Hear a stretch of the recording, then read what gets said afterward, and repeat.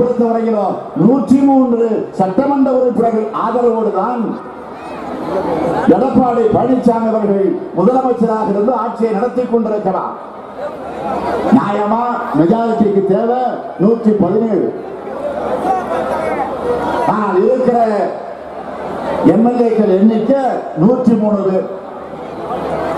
ஆக மைனாரிட்டியோடு தைரியமாக அவர் இருக்கிறார் என்று சொன்னால் அதற்கு காரணம் மத்தியில் இருக்கக்கூடிய மோடி காப்பாற்றிக் கொண்டிருக்கிறார். என்ன காரணம்? இந்த சூழ்நிலையில எடப்பாடியை மிரட்டி அதிமுகவை அச்சுறுத்தி எப்படியாவது தேர்தல் நேரத்தில் ஒரு 4 இடங்களில் கூட்டணி வைத்துக் கொண்டு ஒரு இடங்களாவது வெற்றி பெற முடியுமா என்ற ஒரு நப்பாச மோடிக்கு உருவாகி இருக்கிறது. திமுக காங்கிரஸ் கூட்டணியை பார்த்து இன்றைக்கு மோடி அச்சப்படுகிறார், பயப்படுகிறார். நான் ஏற்கனவே சொன்னேன், மோடியின் ஆட்சியில் இந்தியா 15 ஆண்டுகள் பின்னோக்கி போயிருக்கிறது. பின்னோக்கி போகக்கூடிய ஒரு சூழ்நிலை உருவாகிவிடும்.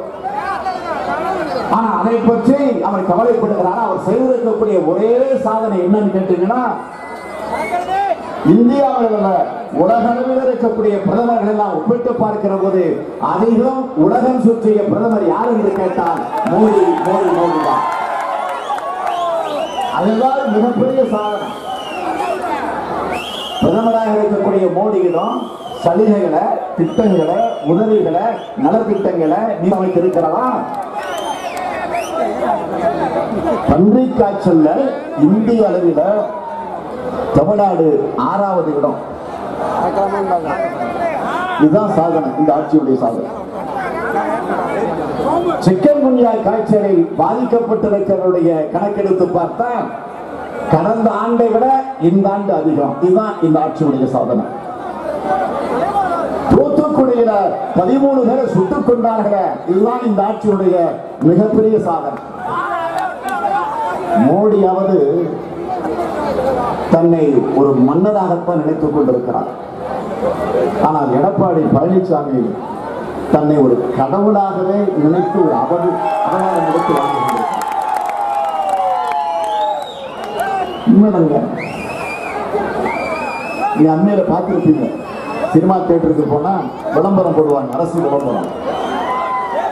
மக்கள் வரி பணத்தில் தயாரிக்கக்கூடிய அரசு விளம்பரம். அந்த விளம்பரத்தில் எடுக்கப்பட்டிருக்கக்கூடிய அர்ச்சகர் கேட்கிறார், யாருக்கு அர்ச்சனை? உடனே பக்கத்தில் சொன்னான், நம்ம எடப்பாடி சாமிக்கு என்று சொல்லுவார். ஆக எடப்பாடி பழனிசாமி தன்னை தன் மனசுக்குள்ள ஒரு கோவிலை கட்டிக்கொண்டு சாமியாக வாழ்ந்து கொண்டிருக்கிறார். கஜா புயல 8 மாவட்டங்கள் பாதிக்கப்பட்டு 65 பேர் இறந்து போயிருக்கிறார்கள்.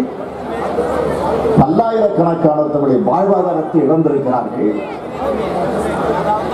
லட்சக்கணக்கான மரங்கள் சாய்ந்து டெல்டா மாவட்டத்தில் விவசாயமே அழிந்து போயிருக்கிறது. உடனடியாக பார்க்க வந்தாரா மக்களை காப்பாற்றக்கூடிய இந்த சாமி? மக்களை காப்பாற்றுகிற சாமிகள்ல, மக்களை ஏமாற்றுகிற ஆசாமி தான் இந்த பழனிசாமி. முதலமைச்சர் எங்கே என்று அந்த பகுதிகளில் இருக்கக்கூடிய மக்கள் கேட்கிறார்கள். சாலை மறியல் போராட்டத்தில் ஈடுபடுகிறார்கள்.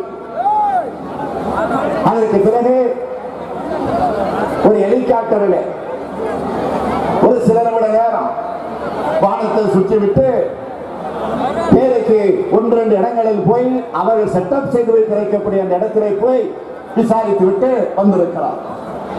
நான் கேட்கிறேன், எந்த அமைச்சரும் பொதுமக்கள் வாழக்கூடிய பகுதிக்கு சென்று பார்த்தார்களா? போக முடியல. ஒரு அமைச்சர் காரை விட்டுட்டு, ஒரு அமைச்சர் OS மணி காரை விட்டுட்டு செவரேறி குச்சி திருட படம் அவனால செவரேறி குச்சி ஒரு பைக்கில் ஏறி தப்பி ஓடி இருக்கிறார். நான் இப்ப சொல்றேன், டெல்டா பகுதியில் மட்டும் இல்ல, தமிழ்நாட்டில் உள்ள எந்த பகுதிக்கும் பிஜேபி அதிமுக வர இருக்கக்கூடிய தேர்தலை ஓட்டு கேட்க கூட நீங்க வர முடியாது. மக்கள் தயாராக இருக்கிறார்கள். இதுவரையில தேவையான நிதியை வழங்கிட இதை விட கொடுமை என்ன தெரியுமா? எவ்வளவு பாதிப்பு என்று கூட ஒரு கணக்கெடுத்து வெளியிட முடியாத நிலையில இன்றைக்கு ஆட்சி இருக்கு. உள்ளாட்சி தேர்தல் முறையாக நடைபெற்றிருந்தால் மக்களுக்கு ஓரளவுக்கு உதவி செய்திருக்க முடியும். அதையாவது நடத்தினார்களா?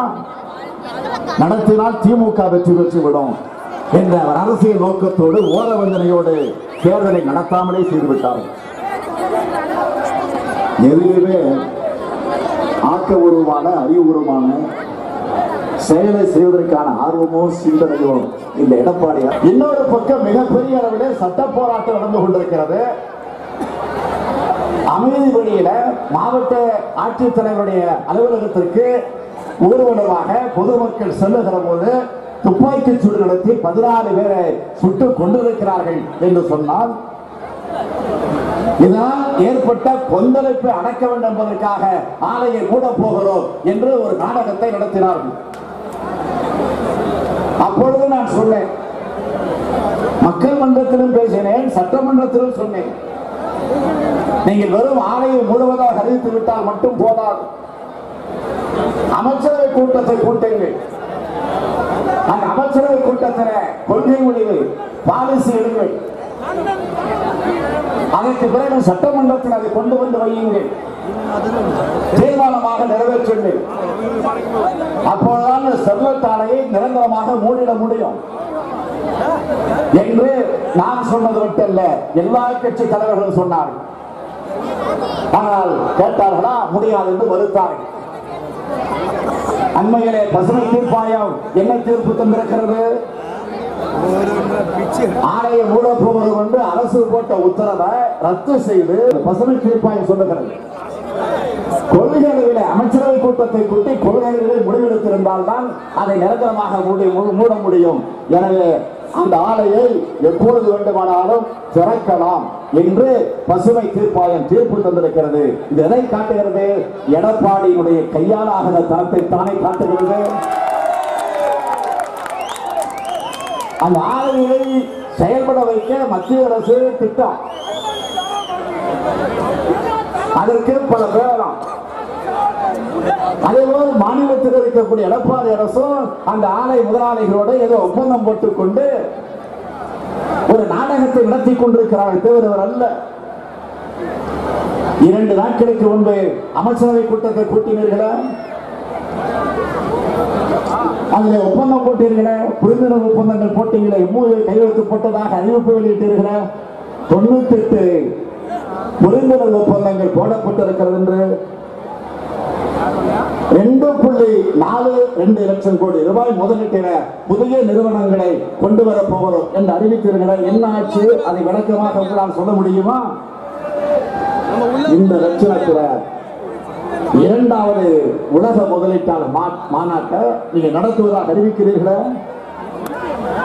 இதை விட இன்னொரு வேடிக்கை, முதலமைச்சர் எடப்பாடி பழனிசாமிக்காக பலமுறை சிறை சென்று சிறைக்கு போக பாருங்க. நம்முடைய செந்தில் பாலாஜி சொன்னது மாதிரி ஆட்சி மாற்ற வந்த அடுத்த நாள் அல்ல, அடுத்த வினாடி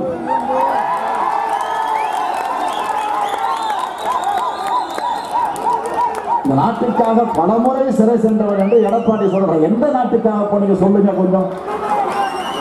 எந்த நாட்டுக்காக, எந்த நாட்டை போய் சிறையில் இருந்தீங்க சொல்லுங்க. இதோடு நான் விவசாயி, அடிக்கடி சொல்லுகிறார், நானும் விவசாயி, நானும் விவசாயி. அரசு பணத்தை கொள்ளையடிக்கிறதுல இல்லாதி உள்ள பிள்ளாடி யாருன்னு கேட்டீங்கன்னா எடப்பாடி பழனிசாமி. விவசாயி விவசாயி சொல்றீங்க. விவசாயி கடமை தள்ளுபடி செஞ்ச நேரத்தில் உச்சநீதிமன்றத்திற்கு சென்று தடை உத்தரவு பெற்றவர் இந்த எடப்பாடி பழனிசாமி. இவரா விவசாயி? நான் கேட்கிறேன். இந்த விவசாயி தான் கதிராமங்கலத்தில் விவசாயிகளுக்காக போராடியவர்கள் மீது தடியடி பிரயோகம் நடத்தி பேராசிரியர் ஜெயராமன் உள்ளிட்ட பல பேர் மீது தேச துரோக வழக்கு போட்டவர் இந்த எடப்பாடி பழனிசாமி. நெடுவாசல விவசாயிகளுக்காக போராடிய மாணவி வளர்மதி மீது குண்டர் சட்டம் போட்டது எடப்பாடி பழனிசாமி. 13 மாவட்டங்கள் இன்றைக்கு போராட்டம் நடந்துகிட்டு இருக்க. விளைநிலங்கள்ல மின்கோபுரம் அமைக்கிற பிரச்சனை இன்றைக்கு தலைவருக்கு ஆடிக்கொண்டிருக்கிறது.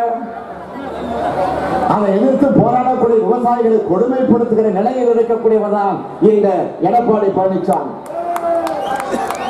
பொய் சொன்னாலும் பொருத்தமா சொல்லுங்கப்பா போக்கத்து பசங்களா, நான் கேட்கிறேன்.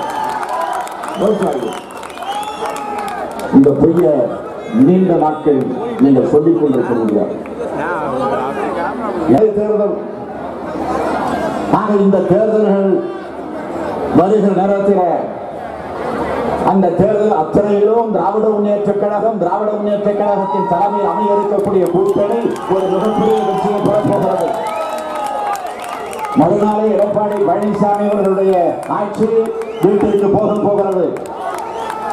அதற்கான ஜனநாயக போருக்குத்தான் நாம் தயாராக கொண்டிருக்கிறோம். அப்படி தயாராக கொண்டிருக்கக்கூடிய போருக்கு கைகோர்க்க வந்திருக்கக்கூடிய உங்களை எல்லாம் நான் வருக என்று வரவேற்கிறேன். இந்த ஜனநாயக போர் நரேந்திர மோடியை விட்டு கிளப்பக்கூடிய போராக வாய்ந்து இருக்கிறது. எனவே நான் நிறைவாக சொல்லுகிறேன், ஒரு முழக்கத்தை முழங்கப் போகிறேன். அது ஒன்றுதான் நம்முடைய முழக்கமாக இருக்க வேண்டும். நாடும் நமதே, நாற்பதும் நமதே, நாடும் நமதே, நாற்பதும் நமதே. விடைபெறுகிறேன். நன்றி, வணக்கம்.